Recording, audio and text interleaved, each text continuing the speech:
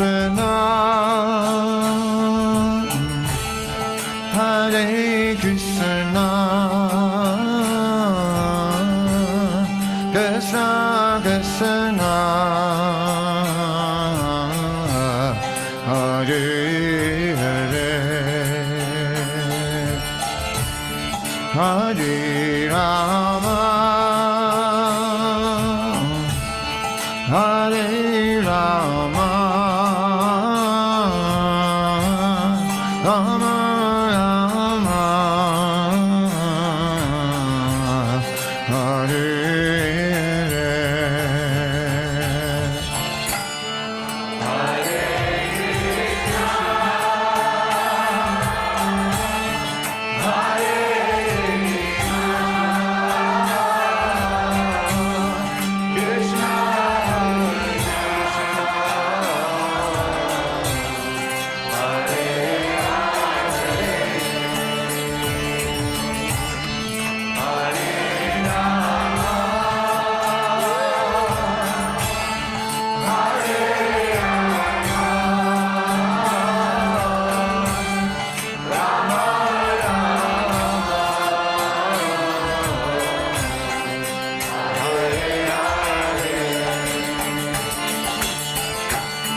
Hare Krishna,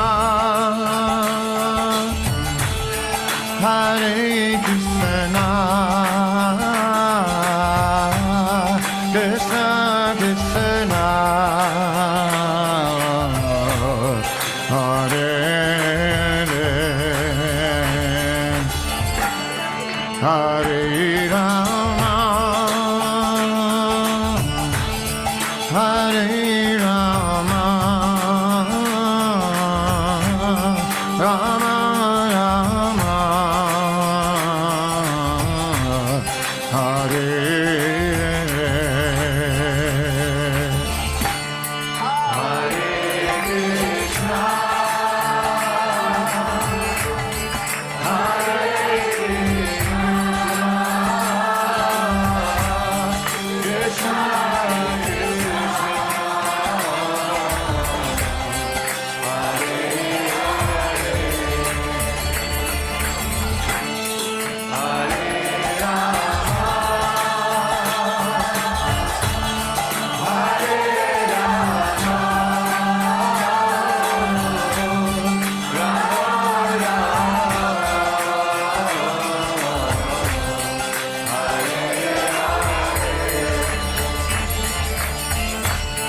Hare Krishna,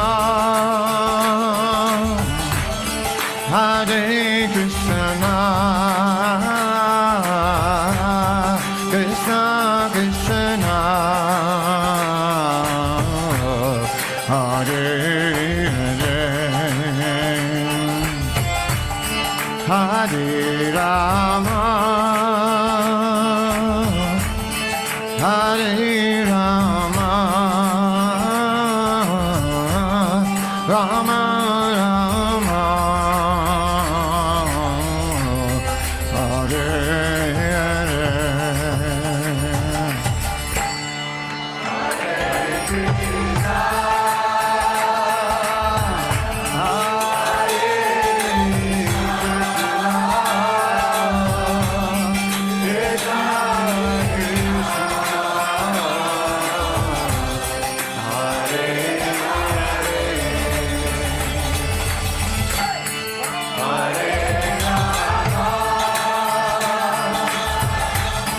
Hare Krishna,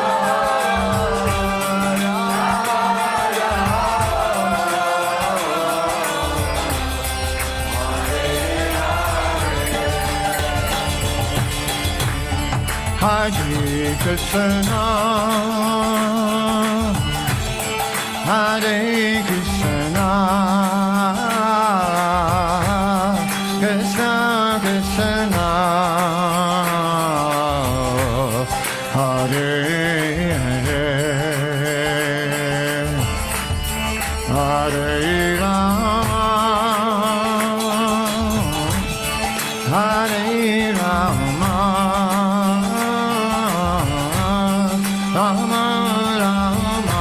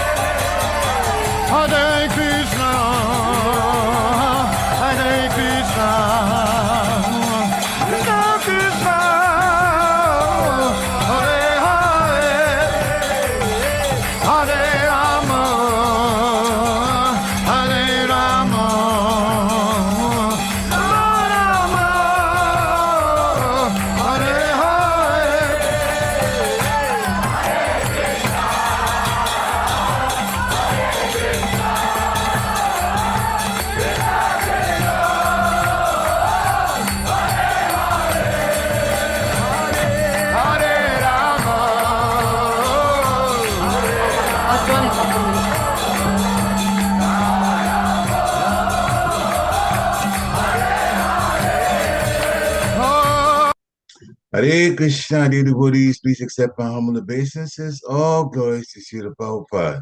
Welcome to this morning's Srimad Bhagavatam class, which is from Canto 2, Chapter 1, Text 24. And this morning, we're very fortunate to have His Grace Balabhadra Prabhu from ISKCON Atlanta to give the class. Hare Krishna Prabhu, please accept my Hare humble Krishna Prabhu. obeisances. Celebration. All glories to Srila Prabhupada. Prabhu. Jai. And it's all yours, Hare Krishna. Hare Bol, Prabhu. You sing Jai Radha Madhav? Yes, we do. Okay. Jaya Radha Madhava Kunja Bihari Jaya Radha Madhava Kunja Bihari Gopi Janavallabha Girivardhari Gopi Janavallabha Girivardhari Yashodanandana Braja Janaranjana Yashodanandana Braja Janaranjana Jamuna Tira Vanachari Jamuna Tira Vanachari Jai Radha Madhava Kunja Bihari Jai Radha Madhava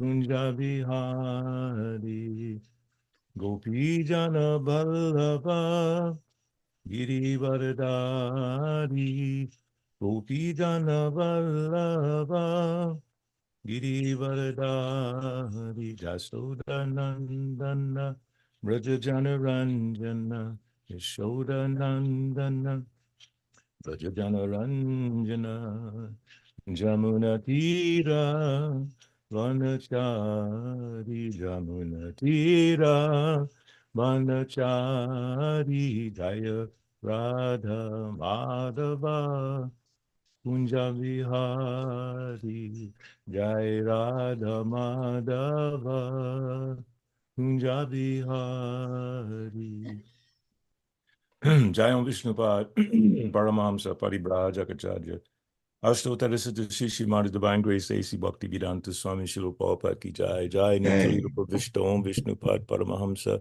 Paribrajakachaja Ashtottarasita Shishimad Bhakti Siddhanta Saraswati Goswami Prabhupada Ki Jai Nanta Koti Vaishnava Vrinda Ki Jai Namacharya Haridas Thakur Ki Jai Prem Se Kaho Shri Krishna Chaitanya Prabhu Nityananda Shri Advaita Gadadhar Shivasadi Go Bhakta Vrinda Ki Jai Shri Radha Krishna Go Gopinath Shai Makunda Radha Kunda Giri Govardhan Ki Jai Dham Ki Jai Navadip Dham Ki Jai Mayapur Dham Ki Jai Jagannath Puri Dham Ki Jai Jagannath Baladev Subhadra Maharani Ki Jai Shri Shri Gaunitai Ki Jai Shri Shri Radha Madan Mohan Ki Jai Bhakti Devi Tulsi Devi Ki Jai Jamuni Mai Ganga Mai Ki Jai Samveda Bhakta Vrinda Ki Jai Hari Nam Sankirtan Ki Jai Sankirtan Jagna Ki Jai Transcendental Book Distribution Ki Jai Go Premanande Hari Hari Go. All glories to the assembled devotees, all glories to the assembled devotees, all glories to the assembled devotees, all glories to Sri Guru, Sri Gauranga. All glories to Sri Guru. Om Namo Bhagavate Vasudevaya. Om Namo Bhagavate Vasudevaya. Om Namo Bhagavate Vasudevaya. Om Namo Bhagavate Vasudevaya. Om Namo Bhagavate Vasudevaya. Om Namo Bhagavate Vasudevaya. So reading from Srimad Bhagavatam, Canto 2, Chapter 1, Text 24. Visheshastasya dehojam stavishtascha staviyasam Yatredam yadyate vishwam bhutam bhavyam bhavachcha sat Visheshastasya dehoyam stavishtascha stavishyasam Yatredam yadyate vishwam bhutam bhavyam bhavachcha sat Visheshastasya dehoyam stavishtascha staviyasam Yatredam yadyate vishwam Bhutam bhavyam bhavachcha sat. Next. Visheshastasya dehuyam Savitascha saviyasam yatredam vyajati visham Bhutam bhavyam bhavachcha sat. Visheshastasya dehoyam stavistascha staviyasham yatredam vyajate vishyam bhutam bhavyam bhavat sachat. Hare Krishna. Hare Krishna. Anyone else? No? Okay, word for word. Vishesha, personal. Tasya, his. Deha, body. Ayam, this. Stavishta, grossly material. Cha, and. Staviya, some, of all matter. Yatra, wherein. Idam, all these phenomena. Vyajate, is experienced. Vishwam, universe. Bhutam, past. Bhavyam, future. Bhavat, present. Cha, and. Sat, resultant. Translation, purport by His Divine Grace, A.C. Bhaktivedanta Swami Srila Prabhupada Ki Jai. This gigantic manifestation of the phenomenal material world as a whole is the personal body of the absolute truth, wherein the universal resultant past, present, and future of material time is experienced. Report. Anything, either material or spiritual, is but an expansion of the energy of the Supreme Personality of Godhead. And as stated in the Bhagavad Gita 13:13, the omnipotent Lord has his transcendental eyes, heads, and other bodily parts distributed everywhere. He can see, hear, touch, or manifest himself anywhere and everywhere, for he is present everywhere as a supersoul of all infinitesimal souls. Although he has his particular abode in the absolute world, the relative world is also his phenomenal representation, because it is nothing but an expansion of his transcendental energy. Although he is in his abode, his energy is distributed everywhere, just as the sun is localized as well as expanded everywhere, since the rays of the sun, being none different from the sun, are accepted as expansions of the sun disk.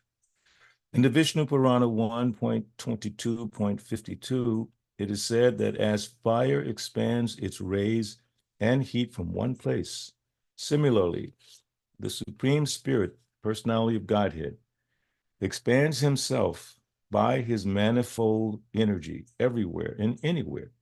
The phenomenal manifestation of the gigantic universe is only a part of his Virat body.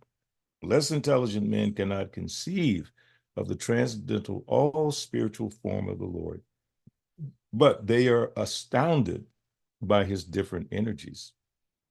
Just as the Aborigines are struck with wonder by the manifestation of lightning, a gigantic mountain, or a hugely expanded banyan tree, the Aborigines praise the strength of the tiger and the elephant because of their superior energy and strength.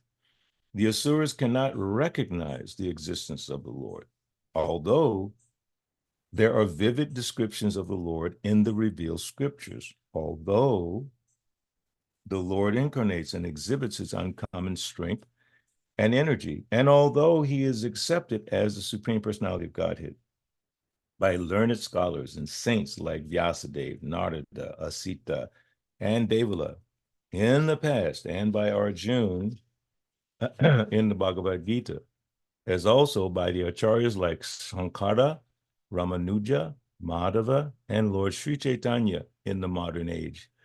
The Asuras do not accept any evidential proof from the revealed scriptures, nor do they recognize the authority of the great acharyas. They want to see with their own eyes at once. Therefore, they can see the gigantic body of the Lord as Virat, which will answer their challenge. And since they are accustomed to paying homage to superior material strength like that of the tiger, elephant, and lightning, they can offer respect to the Virat Rupa. Lord Krishna, by the request of Arjuna, exhibited his Virat Rupa for the Asuras. A pure devotee of the Lord, being unaccustomed to looking into such a mundane, gigantic form of the Lord, requires special vision for the purpose. The Lord therefore favored Arjuna with special vision for looking into his Virat Rupa, which is described in the 11th chapter of the Bhagavad Gita. This Virat Rupa of the Lord was especially manifested, not for the benefit of Arjuna, but for that unintelligent class of men who accept anyone and everyone as an incarnation of the Lord and so mislead the general mass of people. For them, the indication is that one should ask the cheap incarnation to exhibit his Virat Rupa and thus be established as an incarnation. The Virat Rupa manifestation of the Lord is simultaneously a challenge to the atheists and a favor for the Asuras, who can think of the Lord as Virat and thus gradually cleanse the dirty things from their hearts in order to become qualified to actually see the transcendental form of the Lord in the near future. This is a favor of the all-merciful Lord to the atheists and the gross materialists. Om Ajnanatimirandasya Jananjanan Salakaya Chakshu Unmilitamnina Tasmai Shri Gurave Namaha Chaitanya Manobhistam Stapitam Yena Bhutale Swayam Rupagadam Hayam Dadate Swapadante Kam Jai Shri Krishna Chaitanya Prabhu Nityananda Shri Advaita Gadadhar Shivasati Go Bhaktavinda Hare Krishna Krishna Krishna Hare Hare Hare Rama Rama Rama Hare Hare. This gigantic manifestation of the phenomenal material world as a whole is the personal body of the absolute truth, wherein the universal resultant past, present, and future of material time is experienced. So this is a very technical presentation here, especially within the purport given by Srila Prabhupada. But there's one thing I'm a little confused on, which is, of course, there's many things I'm confused on, but this particular one where he states or stated Bhagavad Gita chapter 13:13 to say the omnipotent Lord has his transcendental eyes, heads, and other bodily parts distributed everywhere. So when I looked at that verse as a reference, that particular verse doesn't state that exactly, but the next verse does. So I'm thinking maybe it's an editorial oversight. I'm not sure. But let's look at the verse that's quoted, 13:13, which states, now keep in mind, Srila Prabhupada, or it's being placed here as describing the omnipotent Lord as has his transcendental eyes, heads, and other bodily parts distributed everywhere. But this is the actual verse 13:13. I shall now explain the knowable, knowing which you will taste the eternal Brahman, the spirit, beginningless and subordinate to me, lies beyond the cause and effect of this material world. I'll wait for you to get it. Yes, Bhagavad Gita chapter 13:13, which is quoted here in the purport, 13:13. There you go. So you notice there it doesn't really coincide with what's Prabhupada saying here. The omnipotent Lord has his transcendental eyes, heads, and other bodily parts distributed everywhere. So if you go to text number 14, Parikshit Prabhu, text 14.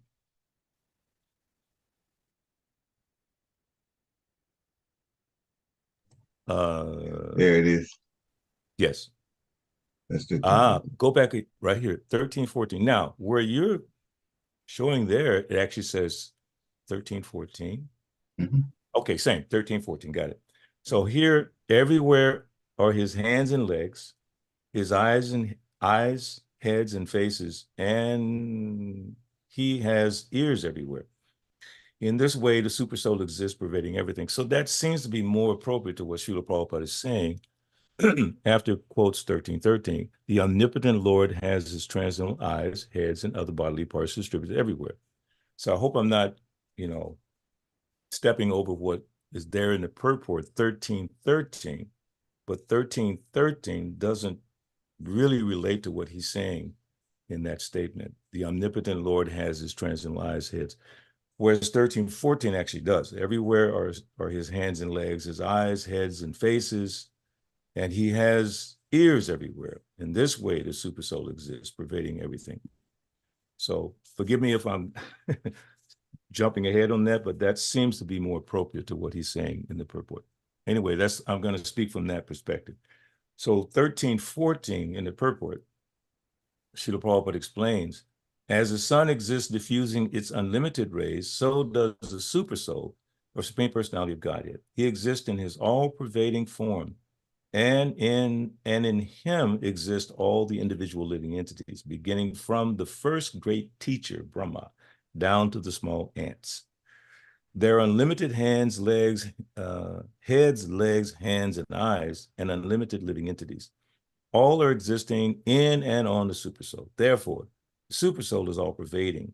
The individual soul, however, cannot say that he has his hands, legs, and eyes everywhere. Therein, when Srila Prabhupada is saying that the challenge to these atheistic people to say that they're God, then the first challenge is, okay, show me how you're God. Show me your form that displays all of this, which is a normal challenge when we're preaching to the general public or people who may have that idea that they're God. Of course, that was very prominent in the 60s in the so-called hippie culture, this idea of being God or becoming God. And some people were promoting that if you take this particular course or path, you can become God. And sometimes they would say in 6 months, you can become God. But no one had the intelligence to challenge that. So Srila Prabhupada, in his extensive purports, has given us so many practical and respectful arguments. And I'm going to emphasize this point of respect as we're dealing with people, as we're trying to explain to them Krishna consciousness. There should be a level of respect from us to them, not that we're always expecting people to respect us. Of course, yeah, we're devotees, we know the philosophy, sure. But in order to help a person make progress, you need to respect where they might be already, whatever their level of understanding might be. It could be very deficient in our eyes because we have knowledge given to us by Srila Prabhupada. But if we're not careful when we're applying the knowledge, we might even discourage people from coming closer to Krishna. I remember once His Holiness Hriday Nanaraj was giving a class in Atlanta, and the devotee asked him one of those, wonderful Sankirtan questions, which is, how do you defeat the Christians? And then Maharaj said, defeat? What are you talking about? Defeat. Okay, if you defeat them, but you don't bring them to Krishna consciousness, then what you have done, in effect, is you took away the faith that they had, and you didn't bring them to Krishna, so they have no faith now. You convinced them that their faith is wrong, but you didn't convince them that Krishna consciousness is better. So that's not a good service. So we have to learn how to respect. Now that learning how to respect, it's part of Bhagavad Gita chapter 13, verses 8 through 12, which I quote so many times. And practically that's where we are. We're in the 13th chapter. Let's see. 8 through 12. Mm-hmm. And the first principle is, pull it up, 13, 8 through 12. There you go. Humility. The first principle of knowledge.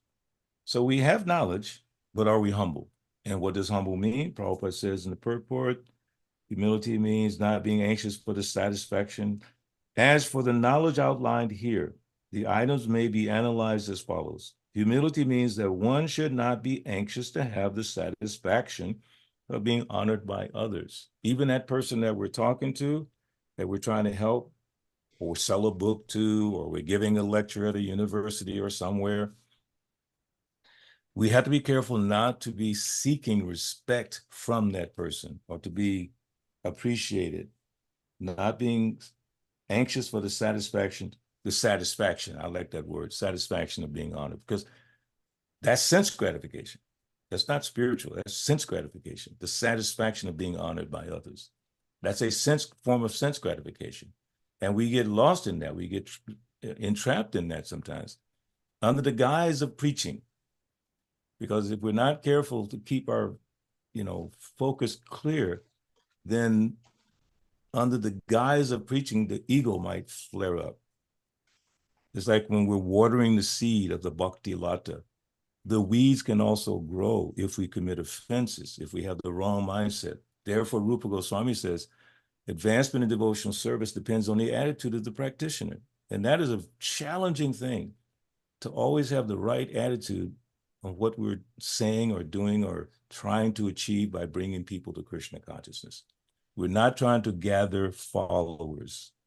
We're not trying to get people to respect us. Although if you practice Krishna consciousness nicely, there will be respect. Interesting. I don't mean to get off topic, but this is within the scope of what we're talking about. I was at a memorial service this weekend for my godbrother. His name is Bakula Prabhu from Atlanta. So there were only about, let's see, myself, Balabhadra, his wife, Sika Mahiti. There were only 4 devotees there. It was a weekend. It was hard for people to come. But his family was there. And I had to officiate the ceremony. It was beautiful. And what I noticed was, just appreciating the quality of this devotee, Bakula Prabhu, that what he had done in his life with his family, somehow or another, impacted them deeply. All 6 of them who spoke about one particular thing about Bakula, the fact that he was dedicated to his religion, to his faith. And one of his nephews actually said, and he loved Hare Krishna. So I said, I don't have to really preach because everyone there is preaching about the glories of this devotee. I was amazed. I mean, just unbelievable how just by his nature, yad acharati shresthat, whatever a great man does, common men follow. Just by his presence, people were inspired. His family, everyone was inspired by him. So that is part of what it means not to be seeking honor. It will come. Hopefully it won't come at the end of your life, but even so, it will come. There are many examples of that. McGrory the hunter, he was a vicious man, half killing animals. He loved to see them flapping, half killing them, until he met Narada Muni. Now, look at how Narada Muni helped him. First thing he told him was, don't half kill the animals, kill them fully. By half killing the animal, you increase your karma reactions. You kill them fully, and then you get less reaction. But after being in the association of Narada, and Narada being very skillful and super intelligent, he brought this man to a higher level of consciousness, whereby he got rid of his bow. And it was difficult for him to get rid of his bow. He said, oh, my father, this is what the tradition of my family, I can't give it up, blah, blah, blah. But by Narada Muni's association, humble association, considerate of the man's position, he didn't tell them, hey, you should just get a bead bag and chant Hare Krishna and just leave your family. Think of the instruction. Don't half kill the animal, kill him fully. But the idea is that if that man would accept the instruction of Narada, modified as it was, he would make gradual advancement, which he did. So to my point is that after he made advancement, after he gave up his killing or half-killing art, then people started respecting him more than he could ever have achieved outside of Narada Muni's association. I say this with all confidence. In our Krishna consciousness movement, none of us would be respected had it not been for Srila Prabhupada's effort. None of us. First of all, we wouldn't know each other practically. We wouldn't be on these beautiful conference calls and studying and sharing together, some of us preaching and speaking, and some people writing books. Some devotees are gurus. Some devotees have so many things they've done in the world, but they would not at all be known without Srila Prabhupada. That's one of those things that'll keep us humble. None of this came from us. But if we're not careful, we think it's coming from me. I have done this, which is detrimental to our spiritual advancement. So this 13th chapter, verses 8 to 12, Srila Prabhupada is so amazing how he presents everything. So at the end of the second paragraph, he says, it's like a key to understanding this, because Bhagavad Gita should be studied scrutinizingly. That means don't rush. Take your time to try to understand. It's right here. Yeah. Second paragraph. Go down a little bit more. Right, let's see. No, go back right there. Yeah, say right there. Say right there. So carefully studied, constantly reading Srila Prabhupada's books. I was hearing the glories of my dear godbrother, His Holiness Gopal Krishna Maharaj, yesterday by one of his top leading disciples, Mataji. Oh, of course, Gita Mataji. She's one of his oldest and senior disciples, and just very wonderful devotee. So she was describing the glories of Maharaj, and Maharaj was saying, because she read there were 10 instructions he left for all his disciples, by extension, all of us. Because as a guru to some, but Siksha guru to all of us, we can take the same advice. So he said, one should read Prabhupada's books 2 hours a day. I said, that's so amazing. That's a nice example. And I know it's difficult for most people, but Maharaj is saying, you want to make advancement, read 2 hours a day. I have one godbrother who lives in Alachua, Bhattacharya Prabhu. He reads 4 to 5 hours every day. Of course, he's been retired from work, but that's just his joy, his happiness to read Prabhupada's books. So at the end of this second paragraph, Srila Prabhupada says, as for actual advancement in spiritual science, one should have a test to see how far he is progressing. He can judge by these items. Which items? Humility, pridelessness, nonviolence, tolerance, simplicity, on and on and on in the verse itself. So we have to slow down and make sure, because Prabhupada's giving us a key, have a test using these items, not by how much respect I have in society, how big is my whatever, how many things I've done, and even in the movement.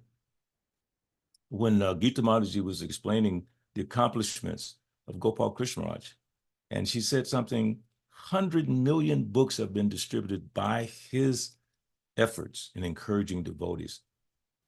And then someone said, 100 million? Wow. Now, he didn't distribute personally 100 million books, but by his association, by his encouragement, 100 million of Srila Prabhupada's books have been distributed. Now, how many books did Maharaj himself write? Practically none. Practically. I mean, there's some compilations of his lectures and things like that, but really he hadn't written any books. He was so focused on distribution of Prabhupada's books that 100 million books have been distributed. Unbelievable. And the quality of humility was expressed so many times, how he was a humble devotee. So that is the key to knowledge. If you want to get knowledge in Krishna consciousness, I know a lot of devotees are attracted to trying to become Bhakti Shastri, Bhakti Vaibhav, Bhakti Vedanta, which is absolutely what Prabhupada wanted. But we have to be so careful not to allow those achievements to blind us to this one point about being humble, because that's the first principle of knowledge. It's humility. Gathering facts that's just information.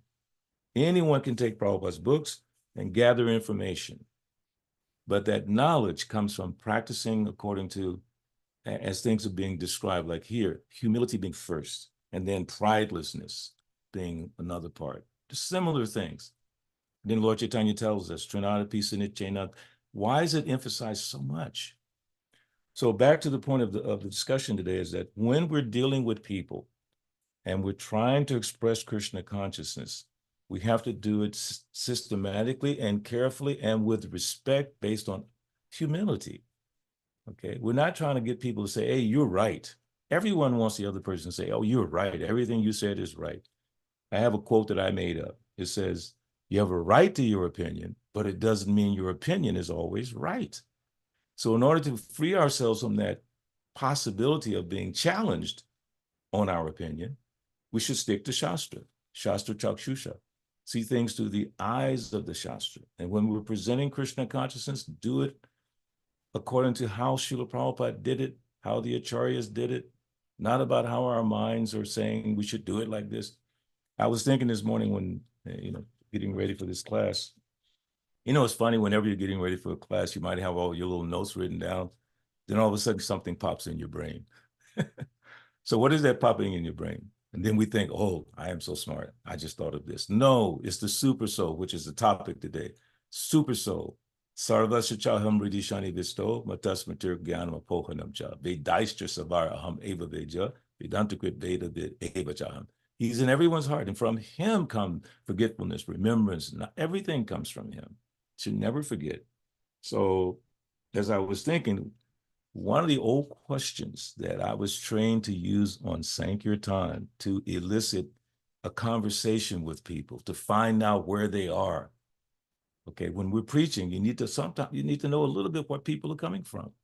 Okay, what are they thinking? What's their level of understanding? Then, the converse of that is that we just start piling information on them, all the way up to the spiritual world, like boom, and they have no idea what you're talking about. And then we wonder, why they're not paying attention to me, and why they're not taking my books, and so on. So the question that I was trained to ask to bring about a reasonable conversation, to find out where people are. This is the question. I couldn't get it exactly as I remembered, but here's part of it. I would ask the person, what is the highest truth that you know? Then shut up. There's something I learned in studying how to sell and how to apply selling to book distribution. It's an interesting book I had read that was recommended by a devotee. And the person explained that when you make your sales pitch, once you've done it, shut your mouth and wait for the response. And the guy said, the first one who responds loses. In other words, if the guy you're talking to responds and takes your book, he lost his so-called platform. So I would always think about that. So this question, what is the highest truth that you know, when you present it to someone? And you'd be surprised at the answers you might get. And once you hear the answer, then you can guide that person to the next level, which is another point I was thinking about. Okay, is that because here in this verse that we're studying today, at the end of the purport, Srila Prabhupada is saying, let's see, the Virat Rupa manifestation of the Lord is simultaneously a challenge to the atheist and a favor for the Asuras. So take note of that word favor. He didn't qualify it saying, oh, they're good or they're bad. No, he said it's a favor for the Asuras, who can think of the Lord as Virat and thus gradually cleanse the dirty things from their hearts. Now think about that. Gradually cleanse the dirty things from their hearts by thinking of the Lord as Virat, in order to become qualified to actually see the transcendental form of the Lord in the near future. Now take note of that. By that seeing, who can think of the Lord as Virat, they gradually cleanse the dirty things from the hearts in order to become qualified to actually see the transcendental form of the Lord in the near future. This is a favor of the all-merciful Lord to the atheists and gross materialists. So my thought was, should we at all encourage the general mass of people to begin to see the Lord in his Virat Rupa? Or should we exclusively direct them towards worship of Krishna? So then a second thought came to that. Another thought is that when we see that someone has an appreciation of the Lord in his Virat Rupa form, then we should appreciate them, number one, and then try to systematically elevate their understanding, as Krishna did in the 12th chapter. Now, in the 12th chapter of Bhagavad Gita, what Krishna does here is very nice. Because the first question that Arjuna asked him, in the beginning of the 12th chapter, Arjuna inquired, which are considered to be more perfect? Those who are always properly engaged in your devotional service, or those who worship the impersonal Brahman, the unmanifested? So that's the first verse of the 12th chapter. And then Krishna says, second verse, Supreme Personality of God has said, those who fix their minds on my personal form and are always engaged in worshiping me with great and transcendental faith are considered by me to be most perfect. And then 3 and 4, he says, but those who fully worship the unmanifested, that which lies beyond the perception of the senses, the all-pervading, inconceivable, unchanging, fixed and immovable, the impersonal conception of the absolute truth by controlling the various senses and being equally disposed to everyone. Such persons engaged in the welfare of all at last achieve me. Now, that says or speaks to me that Krishna is appreciating, which is my original point. He didn't immediately blast them. He appreciated where they are. Of course, later on in this, as this chapter goes forward, and then Krishna says a few more verses, for those whose minds are attached to the unmanifested and personal feature of the Supreme, advancement is very troublesome. To make progress in that discipline is always difficult for those who are embodied. So he's explaining the difficulties there, but he appreciated first that it's actually nice qualities, thinking of the welfare of all, controlling the senses. These are things that we focus on. 4 regulative principles, being kind to all living beings, which comes back again in this chapter. Krishna says, one who's a kind friend to all living beings. And then he goes on in this chapter. Then we know he says, if you can't do this, do that. If you can't do this, do that. And finally, at the 13 and 14, and Srila Prabhupada says in the purport of 13 and 14, Bhagavad Gita chapter 12, coming again to the point of pure devotional service. I love that. Coming again to the point of pure devotional service. The Lord is describing the transcendental qualifications of pure devotee in these 2 verses. Interesting, when I did the service this weekend, I had 2 readings. The first reading was from the 2nd chapter, which I knew my godbrother Bakula loved so much, that 2nd chapter. But the last reading was this verse, or these 2 verses, because I wanted people to see how he echoed the teachings of Krishna consciousness in his life. And I wanted them to see that the teachings of Krishna consciousness are not sectarian. They can be applied anywhere. So in this translation to 13 and 14, when I read it, everyone was almost like tears in their eyes, thinking of Bakula with reference to these 2 verses.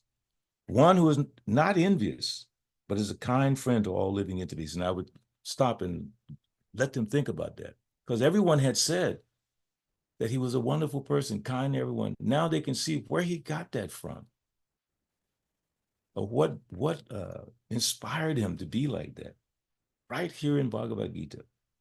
Who does not think himself a proprietor and is free from false ego, who is equal in both happiness and distress, who is tolerant, always satisfied, self-controlled, and engaged in devotional service with determination. His mind and intelligence fixed on me. Such a devotee of mine is very dear to me. So Krishna goes from the beginning of this chapter. Arjuna asks this very important question. Krishna immediately appreciates the person who might be in the impersonal platform, but then he gradually brings them up, even appreciating if they can't do something. Let's go back again to this. So we're still in the 12th chapters. Yeah. He says, but this is 6 and 7. But those who worship me, giving up all their activities unto me and being devoted to me without deviation, engaged in devotional service and always meditating upon me, having fixed their minds upon me, O son of Pritha, for them I am the swift deliverer from the ocean of birth and death. Then again, this verse is very famous, number 8. Just fix your mind upon me, the Supreme Personality of Godhead, and engage all your intelligence in me. Thus you will live in me always, without a doubt. So we generally go to that platform, because that's how we're reading, we're hearing, and we just go to that platform. Everyone should just surrender to Krishna, because we know in the 18th chapter, Sarvadhamma Parityajya Mamekam Saranam Braja, just surrender unto me. But that's the 18th chapter, verse 66. There's a lot happening before that. So here, in text number 9, oh, my dear Arjuna, O winner of wealth, if you cannot do it, like Prabhupada, when he started the movement, he wanted 64 rounds. 64 rounds. Had I heard that when I came, I would not have joined the temple. 64 rounds, what? It's impossible. So when Prabhupada presented that Gaudiya Math format, please remember, when Srila Prabhupada came to America, there was no ISKCON. All he had was the Gaudiya Math. The wind in his sail was Srila Bhaktisiddhanta and the Gaudiya Math. and what he had learned being a member of Gaudiya Math. So he was bringing that format, and they chant 64 rounds. So Prabhupada said, 64 rounds. Devotees like, no way, Swamiji, can't do that. Okay, if you can't do that, as Krishna saying here, if you cannot fix your mind upon me without deviation, then follow the regular principle. So Prabhupada, if you can't do 64, 32. No, Swamiji, you can't do that. Okay, if you can't do that, then 16, but no less than 16. That's how we got to 16 rounds, because no one could do 64. Can you imagine had all those original devotees say, okay, Swamiji, we'll do 64. We would all have to do 64. But Prabhupada was so kind, he said, okay, 32. So let's see how Krishna does this. If you cannot do it, then follow the regular principles of Bhakti Yoga. In this way, develop a desire to attain me. Number 10, if you cannot practice the regulations of Bhakti Yoga, then just try to work for me, because by working for me, you will come to the perfect stage. If, however, you are unable to work in this consciousness of me, then try to act giving up all results of your work and try to be self-situated. Now, can you go to the purport of that verse? That's number 11. I want to show you something very interesting. Yeah. That was shown to me by a dear godbrother who recently passed away, Hamza Gati Prabhu. He was a bhakta when we were discussing this. This is very important. When you're reading Prabhupada's books, always have some devotees that you can discuss more details with. Some things you're not sure about, or some things you like in this case, Hamza Gati had realized something from this purport, and he wanted to share it with me. It wasn't a group of devotees, just myself and Hamza Gati. So when he shared this with me, it gave me a key for preaching that I had not had before. Listen to this. If, however, you are unable to work in this consciousness of me, then try to act giving up all results of your work and try to be self-situated. Balabhadra Prabhu, Yes. Frozen Am I frozen? temporarily. I'm frozen. Temporarily. Am I Oh, okay? you're back on. Okay. Yeah. But can you hear me? Yes. Okay. Yes. That freezing is my groove. I'm just grooving. So anyway, this is very important purport. Can you hear me okay, right? Yes, we can now. Okay, good. It may be that one is unable even to sympathize with the activities of Krishna consciousness because of social, familial, or religious considerations, or because of some other impediment. So I want you to get all these things in your mind. The person is not able to sympathize with the activities of Krishna consciousness because of so many things, family. If one attaches himself directly to the activities of Krishna consciousness, there may be objections from family members or so many other difficulties. In my case, it was my older sister who was a Christian minister, and she didn't like the whole thing of me being a devotee. Okay, fine. For one who has such a problem, it is advised that he sacrifice the accumulated result of his activities to some good cause. Such procedures are described in Vedic rules. There are many descriptions of sacrifices and special functions for the full moon day, and there is special work in which the result of one's previous action may be applied. Thus, one may gradually become elevated to the state of knowledge. Now, keep in mind, that's one person. This person is actually someone who's trying to practice Krishna consciousness. So he can't openly express his Krishna consciousness, unable even to sympathize with the activities of Krishna consciousness because of the family, religious, and so many things. The other person, which is going to be described now, if you don't read it carefully, you would miss this, which I had done until Hamza Gati showed me two different distinct personalities or persons mentioned here. Here it says, it is also found that when one who is not even interested in the activities of Krishna consciousness gives charity to some hospital or some other social institution, he gives up the hard-earned results of his activities. That is also recommended here, because by the practice of giving up the fruits of one's activities, one is sure to purify his mind gradually, as Krishna explained earlier in the chapter. And as Srila Prabhupada explains in the purport of the verse we're studying today, that who can think of the Lord as Virat and thus gradually cleanse the dirty things from the heart. It says, okay, going further, and in that purified stage of mind, one becomes able to understand Krishna consciousness. What is that purified state of mind? He had no interest in the activities of Krishna consciousness, but he had a heart to give and help others. Then Prabhupada clarifies further. Of course, Krishna consciousness is not independent on any other experience, because Krishna consciousness itself can purify one's mind. We know that. That's why we always try to give Krishna consciousness as quickly as we can to the person. Okay, we all do that. But if there are impediments, now how would you know there are impediments if you don't communicate with the person? Don't talk to the person. Don't try to understand who they are, where they're from, what they do, what's the highest truth that they know. If impediments to accepting Krishna consciousness, one may try to give up the results of his actions. In that respect, social service. Now look at the words, in that respect. Social service, community service, national service, like military, all that business, sacrifice for one's country, etc., may be accepted, so that someday one may come to the stage of pure devotional service to the Supreme Lord. In Bhagavad Gita 1846, we find it stated, Yatha pravittir bhutanam.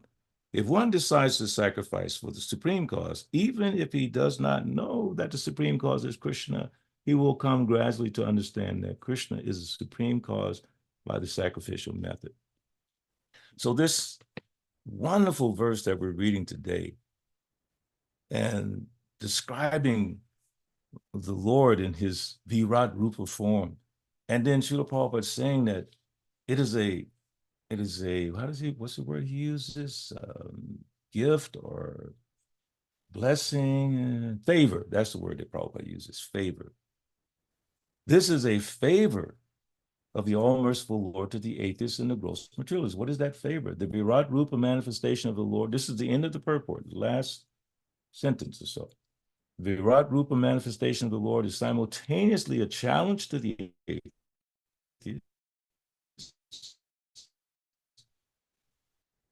Show it to me. That's the challenge.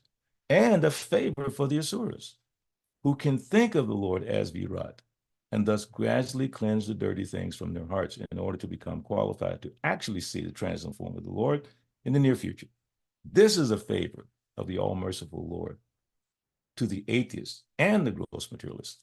So that was my thought in my meditation, and I put it to all of you that we can discuss a little bit further, but my other thought, I had two thoughts, the second thought being, is that when we see that someone has an appreciation of the Lord in his all-pervading form, like they described in the beginning of religion, how people were so amazed at the thunder and the lightning and huge objects like trees and banyan trees and things like that, that they became, that was the beginning of religion, practically, those things. I'm trying to see if I still have this verse I can pull up. Let's see. No, we won't go there. But again, being able to see the Lord in his manifestation, should we appreciate that and then add to that, once we understand a little bit about where the person's coming from, Krishna consciousness, bring them to the next level, but don't try to defeat the level that they're at. Now, Prabhupada trained many of his devotees to defeat the scientists, but that was very specific strategic preaching at the university level, professors, so on and so forth. Like one time, this professor asked a devotee in Atlanta at the famous Emory University. The professor said, "We have heard about Krishna, the charioteer. We have heard about Krishna." So many things he said, because they study Sanskrit and all that. He said, "We want to hear about Krishna, the lover with the gopis." And this devotee was so smart, he said, "You're not qualified." He told the professor, "You're not qualified to study that. No. We're not going there." He said he refused to talk about it. And it was a symposium. Only professors were in this group that this devotee was speaking to. But he refused to go there because he knew they were not qualified. They wanted to hear it. He said no. He took it right back Dehi no spanyata dehi, like that. So how should we deal with that issue when someone has an appreciation, a spiritual, religious appreciation for God? How can we help bring them to that next level, the way Narada Muni did, the way Lord Krishna just did in the 12th chapter, the way Srila Prabhupada did? How can we do that? So I leave it to, I put it on the table for a discussion if anyone has a question or a comment or they need some clarification. But my main point is that first principle of knowledge is humility, not being anxious for the satisfaction of being honored by others. As we're trying to present Krishna consciousness, my point being we should respect where people are. First of all, try to understand where they are, what they're thinking. I gave you a simple question. What is the highest truth that you know? It's a simple question. Most people kind of never heard it phrased like that, so they have to think, what kind of question is that? It really is like, what? And they have to stop and think. So you make them think. See, we're so busy like putting it out there. We don't even know if people are listening. We have no idea. Make them think, what's the highest truth that you know? And they stop and they have to put it into a social context, political context, and then gradually to a spiritual context. Then they will say, I believe in Jesus. I believe in Muhammad. I believe God is everywhere. I believe it. And then you find out the good points about what they're saying, and then you connect it to Krishna consciousness. That's what I feel is happening in this purport by the use of the word favor. This is a favor of the all-merciful Lord, that they can see the Lord in his many manifestations. He's a super soul in everyone's heart. He's in every atom. The other day I was explaining about the super soul in every atom. And correct me if I'm wrong. Let me ask this question. You can open your mic and answer. So, is the Lord in every atom? Yes or no? I want some responses. I'm going to shut up until I get a response.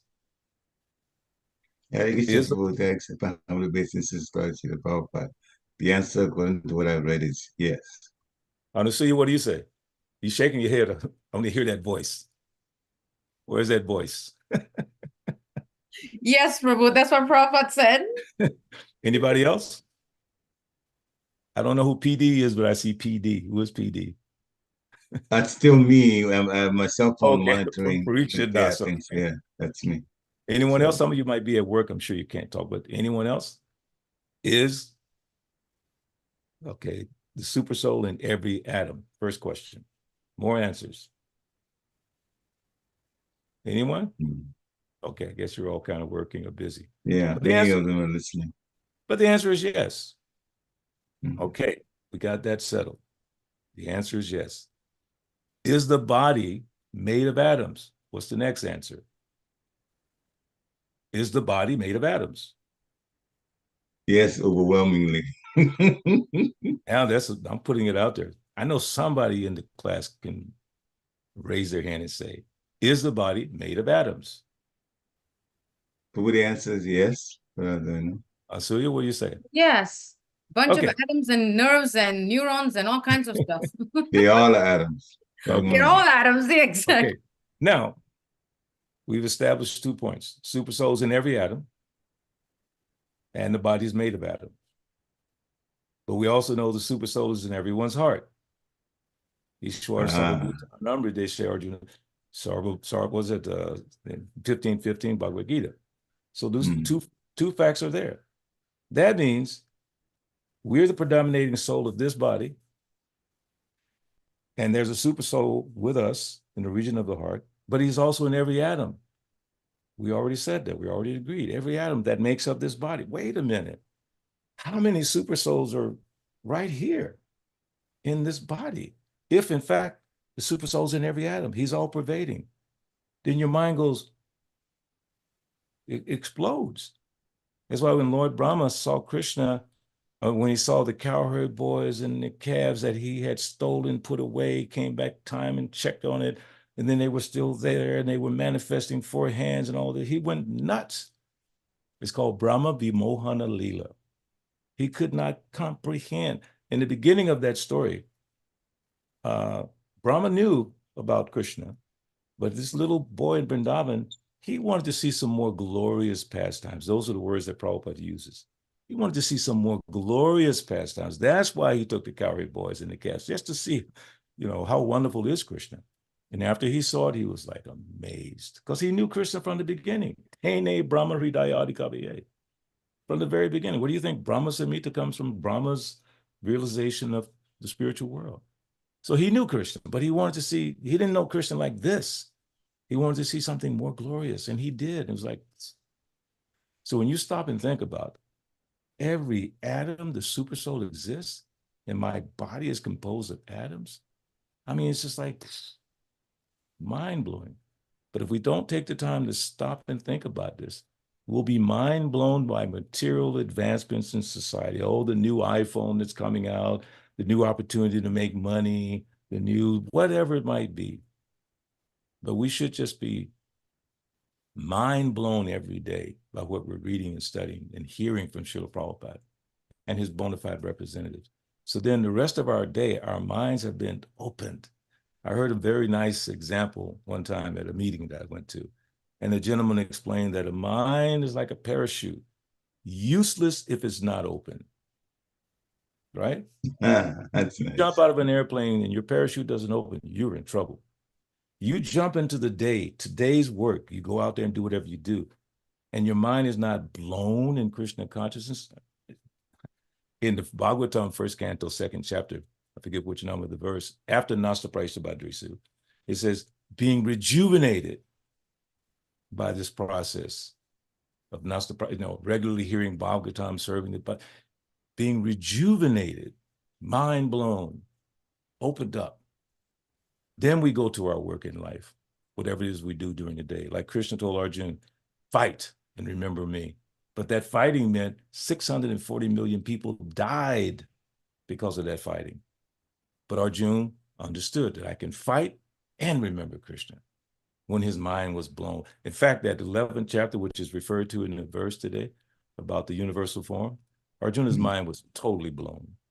It's just like, then he started apologizing to Krishna when he realized who Krishna really was. So when you realize that Krishna's all over me, all through me, and you keep that thought by establishing it early in the morning.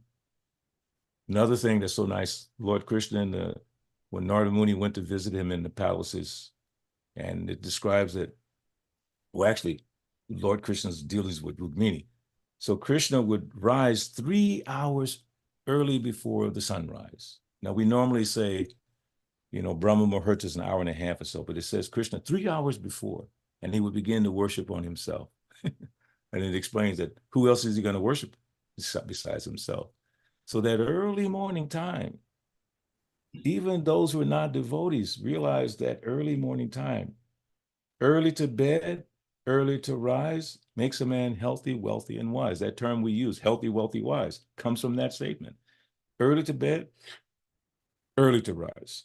People recognize the importance of that time. So we should spend that early morning time getting our minds blown by the amazing philosophy that Srila Prabhupada revealed to us.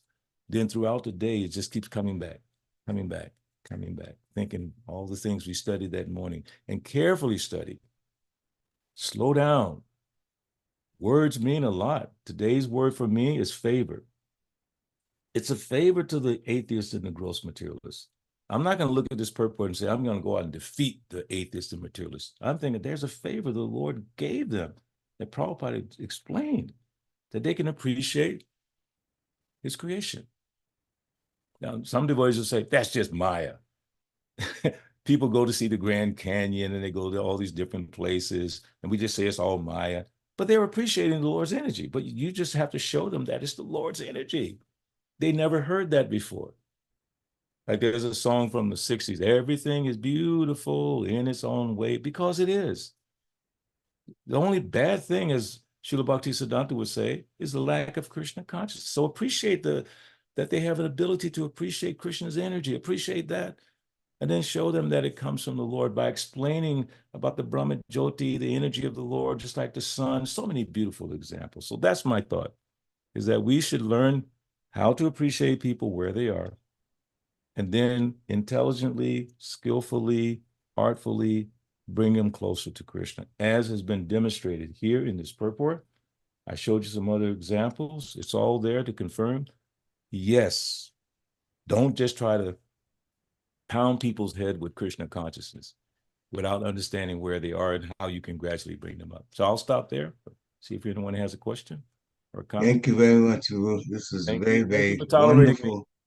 No, it's wonderful in-depth analysis of this whole text about the Supreme Personality of Godhead coming, in a sense, reaching down to those who are not connecting with him on the personal level through the revelation of the universal form.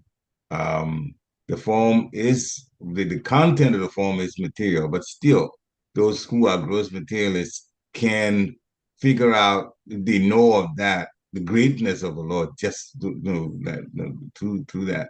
And also, the question, the real critical question is you put out that reveals a person's mind when you meet them in book distribution. What is the highest truth that you know that makes people think? I And love yeah, that. it will definitely open up so much for the devotee to learn and then connect that way. Yeah.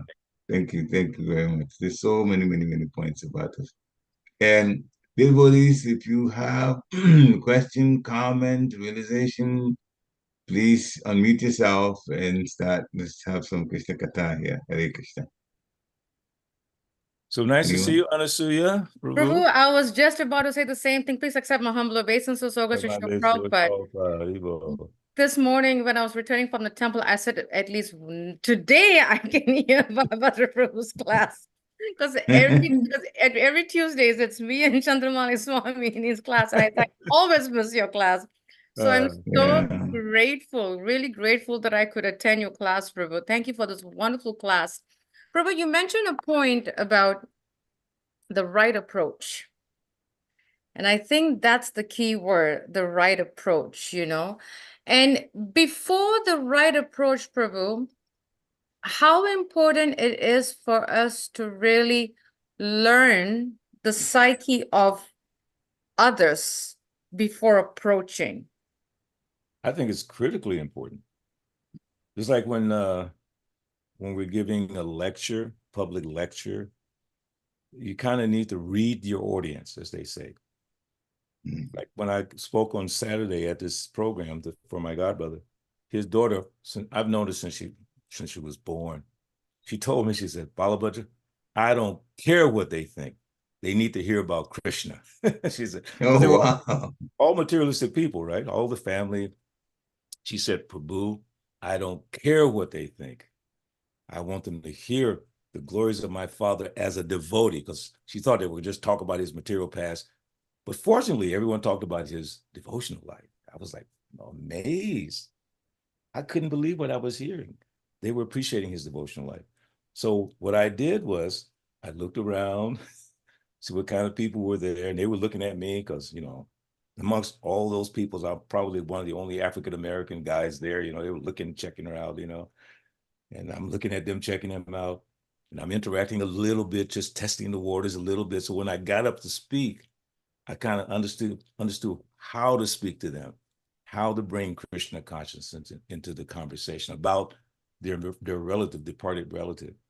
And now, before that, days before that, I prayed to the Lord, as Sukadeva Goswami prayed in the second canto, my Lord, be pleased upon me, be pleased to decorate my statements. And I take that and I look at it deeply. My dear Lord, please allow me to say something that these people can appreciate. Like this class today, I prayed, Lord, please allow me to say something that would encourage devotees and myself as well. I never speak without praying. So, honestly, to your point, you know, you pray first, as Srila Prabhupada prayed. Most of the people here are in ignorance and passion, forgetting you, but I know, my Lord, you put them into that ignorance and you can take them out. Therefore, I'm praying that you make my words suitable for their understanding. So that's how we enter into conversations. That's how we enter into preaching. And then little questions like the one I put out. What's the highest truth that you know? And just hear from what they're thinking. Then you get a sense of where their mind is. Then you can, from all the philosophy you're reading, and carefully, scrutinizingly studying, like a doctor, you got your little doctor's bag, or I call it, your toolbox, and you pick out the verse that relates to what they're saying, like I did for the service on Saturday. I picked out 12th chapter, verse 13 and 14, translation, not Sanskrit, translation, to match where their mindset was about their relative, and they loved it. I mean, the Bhagavad Gita just went into their hearts because it was emphasizing what they believed about their departed relative. I took the time to think about that. So honestly, Mataji, that's the point to me. Try to understand where the people are coming from. Your spiritual master, when he went to my son's house, I told that story before. He was, I was driving around. He had to go to the NAACP. He had to go to this place and that place to see all his old friends, and they loved him like anything. But I said, Maharaj, you got to go meet my son, right? So I took him to my son's apartment. My son had just come back from Sweden or somewhere. He made a lot of money in the music industry. He bought all these nice things, and he had this huge television. Huge, I mean, like one of those big ones, right? And Maharaj is looking at the TV, talking to my son, checking out the TV. And he says, excuse the French, that's the biggest damn TV I've ever seen. And my son and my daughter-in-law just fell out laughing. They loved him because he was so friendly. He didn't preach them. He preached by his example of just appreciating their little world. And my son, to this day, they miss Bhattacharya Maharaj. When I told them they had passed away, they were in tears. Especially my daughter-in-law. They just loved him. He was so wonderful. They only met him one day, or maybe an hour. The impression was there. So when we're preaching, it's not all about what we say. It's how we conduct ourselves, the speech, the tone. Don't have this demanding, commanding tone of a devotee, like, they should listen to me. I'm speaking Prabhupada's philosophy. Why are they not listening? Maybe because you're not speaking properly. Prabhupada would always say, he would ask people, and where are you from? And the person would say, oh, I was there many years ago. So Balabhadra Prabhu, who was the president when I joined the Atlanta temple, who brought Prabhupada to Atlanta along with Sri Damodar, he was there at the service on Saturday. And he was telling the story about Prabhupada in Atlanta. When Prabhupada met one of our members who was from Orissa, who helped to bring the Jagannath deities to Atlanta, Mr. Mohanty. And Balabhadra said, Prabhupada asked him, and where are you from? I'm from Orissa. Oh, what are you doing studying? He said, I'm a professor and I teach biology. And Prabhupada said, poor frogs. Because in biology, they dissect, right? So Prabhupada said, poor frogs. And the guy was like, but he tried to defend it a little bit, and Prabhupada said something else. But he was just being humorous. Poor frog. So like that, we have to find a way to attract people in just being Krishna conscious, but also being yourself and attaching Krishna consciousness to that. I'm telling you, Prabhupada asks simple questions sometimes. Where are you from? Da, da, da, da, da. So when I do Sankirtan, that's how I do it. Where are you from? Oh, really? I have a trick, right? On Sankirtan, when I ask people where they're from, if they say Los Angeles, I say, well, I got some friends on Watsika Avenue. That's where the temple is. Now I say, I got some friends in Harrisburg. That's where you guys are. I got friends in Philly. I got friends in New York. And they go, man, you got friends all over the country. I say, yeah, but they're all devotees. And then they feel more comfortable. People are more interested about themselves than you. If you pour a bunch of yourself or whatever you believe on them, you didn't do it right. They're more interested about them. So you give them a little credit, just ask a few little simple questions. And then you open the door to explain some things. I'll give a quick example. I did a program recently on, what day was that? Earth Day, in my hometown. This place that I do a lot of preaching. So I'm standing at the book table talking to this gentleman, African-American guy, walking down the street. I'm talking to him. And I said, the book, talks about karma and this and that. He said, no, man, no. Karma is God. God is karma. I was like, wow, how am I going to deal with this guy? But I realized after that was a wrong approach. I'm just karma, yoga, this, that. So I said, let me change that whole format. That doesn't work for me. Then I went back to my little question. What's the highest truth you know? What is it that you understand? And then hear from them. Then I add a few things. So I know it's a long-winded answer, but it's kind of a important thing when we're trying to preach, to take the time to it takes a few seconds to break the ice. I know in some of the book distribution training, they talk about this idea of breaking the ice. And even in the Bhakti Bricksha programs, there's a segment, I believe, about breaking the ice or having conversations, that kind of thing. So in preaching that, I think that really, really works. So your spiritual master, Bhattacharya Maharaj, I saw him do it personally many, many times. Srila Prabhupada's doing it. We just have to pay attention. The acharyas do it, pay attention. Narada Muni did it, pay attention. Try to be sympathetic to where people are. That's the main point.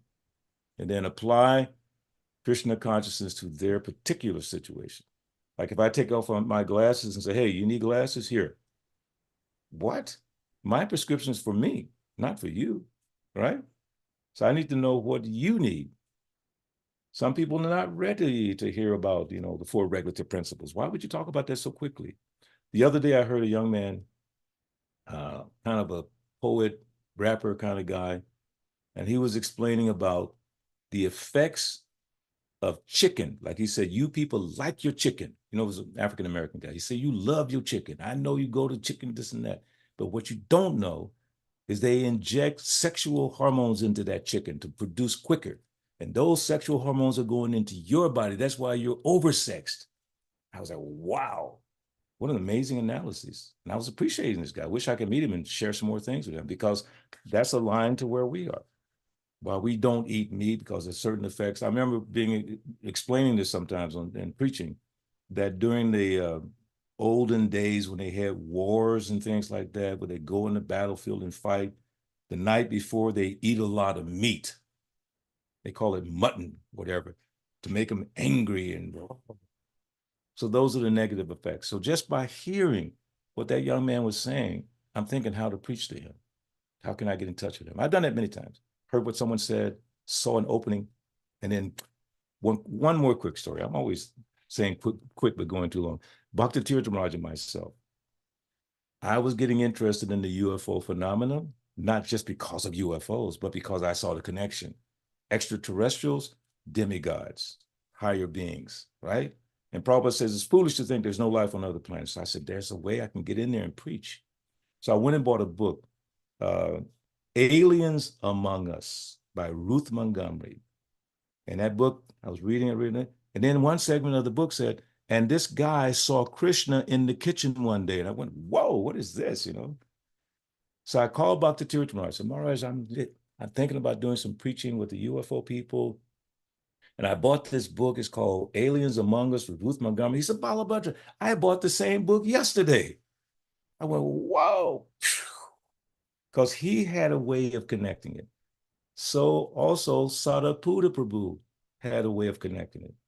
Dhruta Karma had a way of connecting it, just by being aware of the world around us and our philosophy, how it relates to so many things, that we can use that to clarify where people are, if you know where they are. Okay, so that's just my thought on that. When you're preaching, just take time, if you can, to try to understand where people are coming from. And then you apply Krishna consciousness to that. Thank you very much. So much advice there. Thank you. Prabhu, I think what you were, it boils down to personalism, being personal. Yeah. And I was thinking that, we worship a personal God. And sometimes we forget to be personal, down to earth, just opening up the heart, all that good stuff that people think it's bad stuff, but it's being personal. Good stuff. Yeah. Yeah. No, that's beautiful.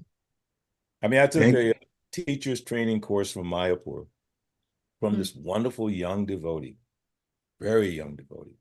And he taught us, he was so kind and such a sweet devotee. And he was saying, there should not be 2 personalities, Prabhus. One personality on the asana when you're preaching, and another personality. He said, no, whatever you are, that should be when you're preaching. Don't change your tone, don't change your voice, just whoever you are. So he told me, he said, many people try to get me to change. I tried to change, but I cannot. It's just who I am. And I just put Krishna consciousness and bring it out. And I said, because I'm so attracted to how he was training us. It was so amazing, so personal that you wanted to hear. I mean, it was, because he's in Mayapur, we're in the States. The class was from 9 to 12 at night. I'm like, oh my God. But he made it so sweet and interesting, every class. And another thing he said was, you should study Prabhupada's books so much that whenever you're asked to speak, he said you should be filled up with the nectar from reading Prabhupada's books. So whenever you're asked to speak, it just flows out like that. Such a beautiful image, isn't it? It just flows. Thank you very much. So much. Everyone's hungry. Yeah, but just to be fair to those who had also put some some text in the chat. Oh, so good. There's Nupur, who said we need to take Sri Krishna's shelter, be his devotee, and try to serve Sri Krishna and those who serve Sri Krishna, serve those who serve Sri Krishna also. So this is one of the comments that came Beautiful comment. on here. Yeah. And another time he typed yes. I guess based on what you were saying, he actually agreed with the things that you were talking about. So this is very nice. That's there. And the only thing I put there was the highest truth. What is the highest truth that you know? I put it out for everybody. Oh, okay. To use, because it really will open up. And as you were talking, I've started people that I've spoken to earlier, and I have to make some adjustments, some things now, just to get it right. Yeah, finding out more about them and then talking is very, very effective. It's very effective. Thank you, Prabhu, for all the advice and definitely the references that came from Bhagavad Gita and then Srimad Bhagavatam. We're very fortunate to hear. I just kind of knew that it would be a wonderful lecture today. That's why I texted you last night. We're looking forward to it. Yeah, Hare Krishna. And you're looking forward to him to come on June 16th. I'll never forget that. I announced it yesterday, Prabhu, and everybody is waiting. Oh, the whole temple is waiting for your association, Prabhu. Well, I'm just coming here and chant with the devotees and do some kirtan. And wait. We'll have cheesecake. It's on the menu, cheesecake. Better be. Otherwise, I'm getting turned around going back. No. We'll have it. We'll have it. Thank you, Prabhu, for a very nice lecture. And thank you, devotees, for just hearing this. This is wonderful. And so please, this is the beginning of the week. Just start it out right. And just have a nice, wonderful Krishna conscious week the rest of the week. Vanchakalpataru Vishya Kripa Evacha Patitanam Pavanevyu Vaishnavevyu Shri Prabhupada Ki Jai. Haribo. Thank you. Hare Krishna. Jai. Hare Krishna. Hare Krishna. Jai God Shri Prabhupada. Hare Krishna. Hare Krishna. Jai.